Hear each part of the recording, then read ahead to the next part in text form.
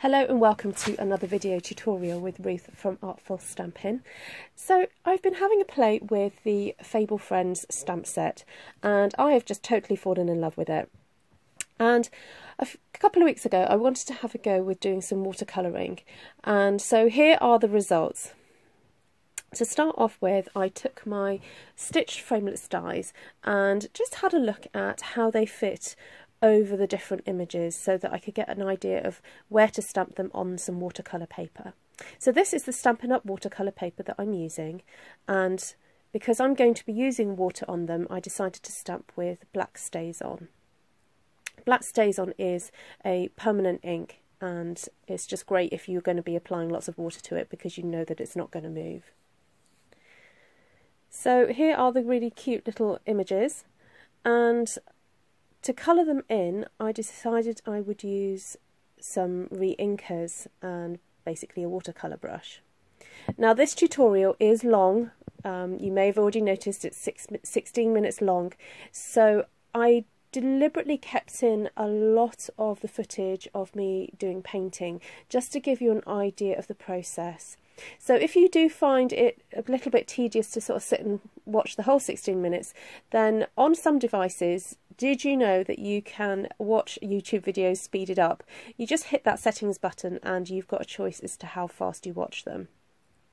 Obviously it means my voice will be speeded up a little bit, but it means that you get to see the process a little bit quicker. So to start off with, I thought I'm going to have a go at this real fine art, you know, very careful watercolouring in. And admittedly, I think the colours that I chose were perhaps a little bit too dark, or I didn't water them down enough. All the colours I used were from the Subtles range, so there's So Saffron, what else was in there? Mango Melody, the Pool Party, colours like that, or perhaps Balmy Blue, I think.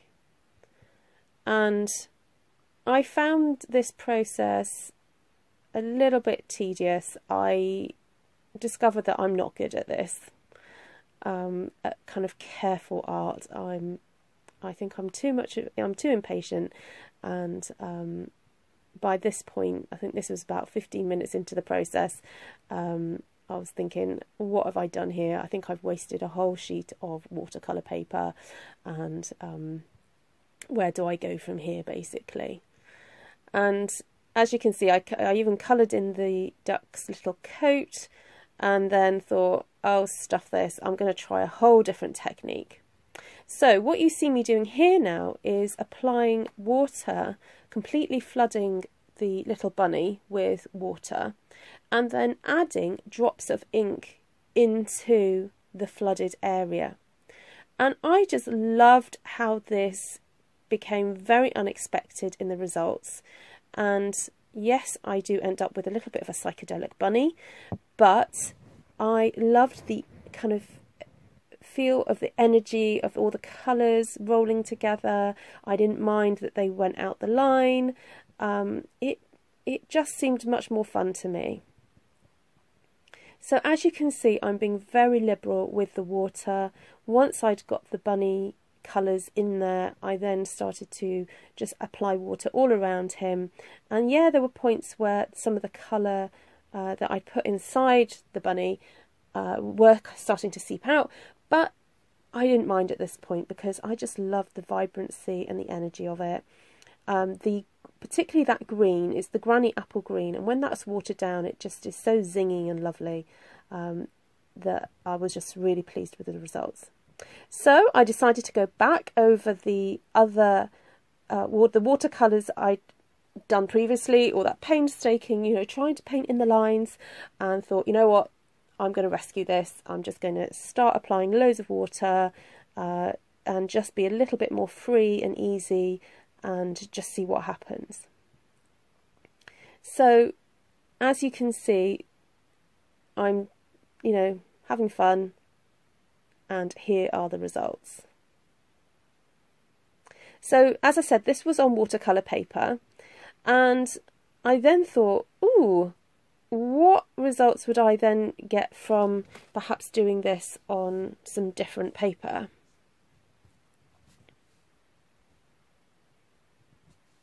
So I decided to get out some of the shimmer white cardstock from Stampin' Up, stamped some more bunnies, and went with a slightly different colour palette this time. So I went for the pink, the Flirty Flamingo, and now I always get this modelled up, I think it's Highland Heather. I get mixed up between Highland Heather and Gorgeous Grape. It's whatever the light purple is in that Subtles range. And I went for using the technique that I really enjoyed. Flood the bunny with water and then started applying the ink. And yes, I know you generally don't get pink bunnies, but it's kind of like, it was just a really fun palette to work with, so I went for it. So don't be afraid of having lots of water on hand and just getting the water on there and just seeing what happens to the colours when you start mixing it. Now, if you find that there are portions that are too dark or too wet, do have a little tissue at hand just to dab up and mop up. You know, you can undo watercolour. You know, if you're there quick enough, you can actually sort of take off colour and deal with any sort of areas that are a little bit too dark.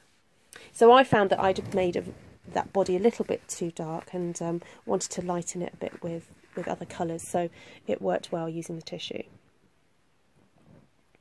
So as you can see, I'm just applying a little bit more of the green to the background, and I wanted him to be sitting on a little bit of a mound, so I created a darker portion there for him to be sitting on, and then did some more bits of the background.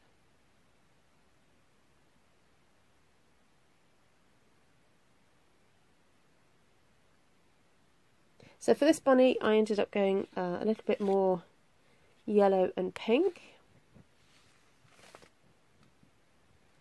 and purpley, and use that whole same process of, you know, just flooding the areas I initially wanted with water, and then focused on the background afterwards.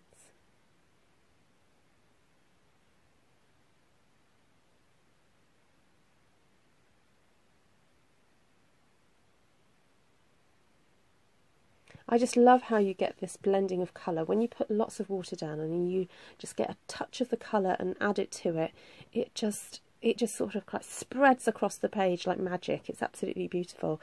And I just like the process of not quite knowing what was going to happen, or perhaps not realising I'd put water in a certain place and then going, oh, suddenly there was colour there. And I just found that process really fun.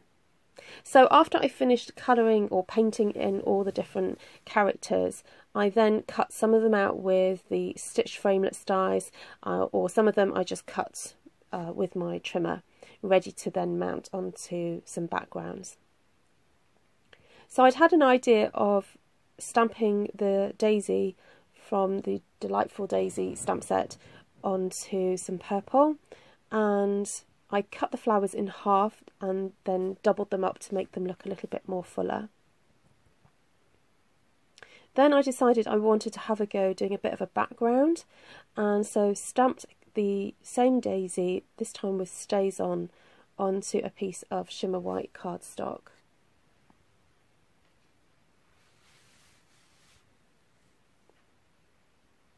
I then proceeded to add some extra of those little flowers and some of the leaves. Now, I know it might seem that I planned all these cards out, but I really didn't.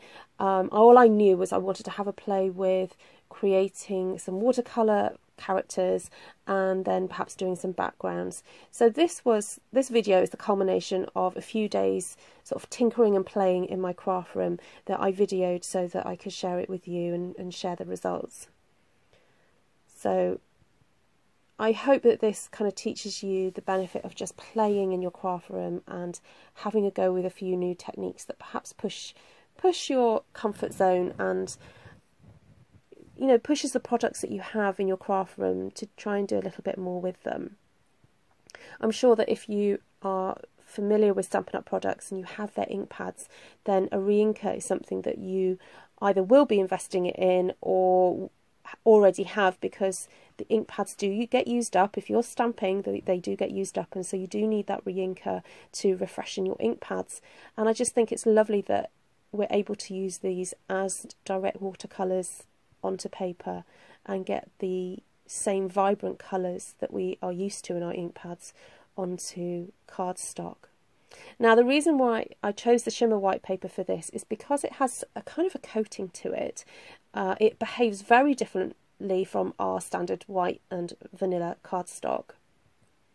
So it's great for kind of adding lots of water to and pushing colour around on it. And again, I wasn't too trying not to be too precise about where the colour was staying or going. I didn't mind that, you know, I ended up with a few sort of blotchy flowers with a bit of green bits in it, and it was very much meant to be a very loose and watercolour effect background.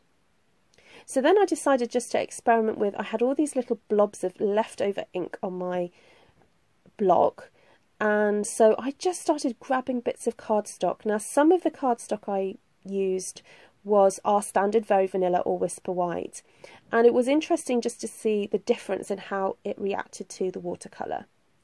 So what tends to happen with that is if you directly paint with pure colour onto that card, it will just mark it. It will just seep in and that mark will be there. I found that applying some water, just a little bit of water to start off with, helps spread that colour around, and if you mixed some with your paintbrush with some of the colour and some water, it just helped to do that. But it was quite fun just to create these strokes of colour. As you can see with this combination, the green and the blue, this was definitely on some of our standard cardstock, and you can actually sort of see the paint marks. It's more painterly as opposed to watercolour effect. I mean, I try to subdue the colour by adding a little bit of water, but I actually thought it was quite fun having these really bold brush strokes as a background. So then I experimented with different strokes. So this time I created a bit of a border all the way around, a frame as it were, for the colourful bunny that I was going to put on it.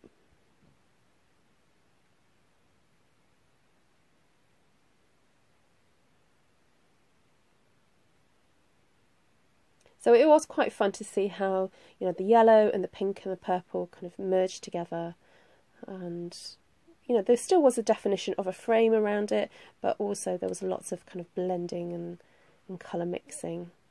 Then I realised that the purple cardstock that I was going to mount the bunny onto looked then a little bit too pristine and clean, so I just went over it quickly with a little bit more purple just to sort of grunge it up a little bit because it was just looking far too clean.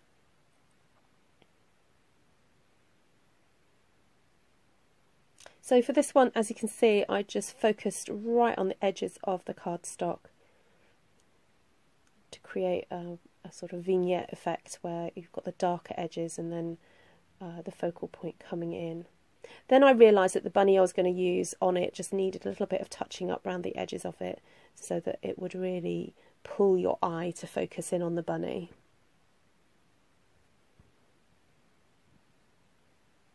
So here I am mounting everything up, and oh, sorry, I forgot this last one. Yeah, I wanted to create a fun background for this pink and purpley bunny, and so again added some brush strokes just to the background. Because I knew I was going to be sticking it in the middle, I didn't bother doing anything in the middle of that piece of cardstock and just focused on creating a background that would again draw your eye to the middle to look at that bunny.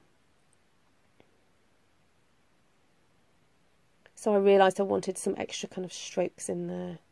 I guess they almost look like carrot tops or grass or something, very spring-like.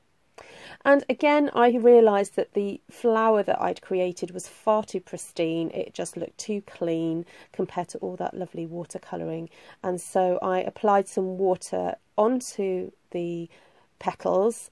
It probably was a bit of a dirty water by this point, but that was fine, and I used my paintbrush to actually curl the flowers up while the card was still wet. So if you do have this punch, do experiment with doing that, because you end up with some fantastic effects. So here are all the finished cards. For some of them, I wanted them to be a little bit 3D. So rather than using loads of dimensionals, I used some scrap packaging that I had, I think it's even from Stampin' Up packaging, and I just cut these like large pieces of cardboard and had those stuck and in between the images and the background. Then with this bunny, I really wanted to create a bit of a frame. He was getting lost with that really busy background, so I decided to go around the edge of the oval with my black Stampin' Blend marker. So if you want to see the really lovely photos of these, please do head to my blog. I will put the link below, because the detail is fantastic and much better on my blog. So thank you so much for sitting through all this. If you've made it to the end, you deserve a medal, and I hope this has inspired you to have a go with some watercolours and just, you know, have fun with it. Don't worry too much about what the end result's going to be like. Just have fun with it. So I was just showing you there that I used that really pretty little flower punch just to add some extra detail to this card, and I added some extra leaves that I also painted and grunged up. They were punched out with yellow cardstock, but then I went over it with watercolour. Well, thank you for joining me, and take care, and I hope to see you again soon. Bye bye for now.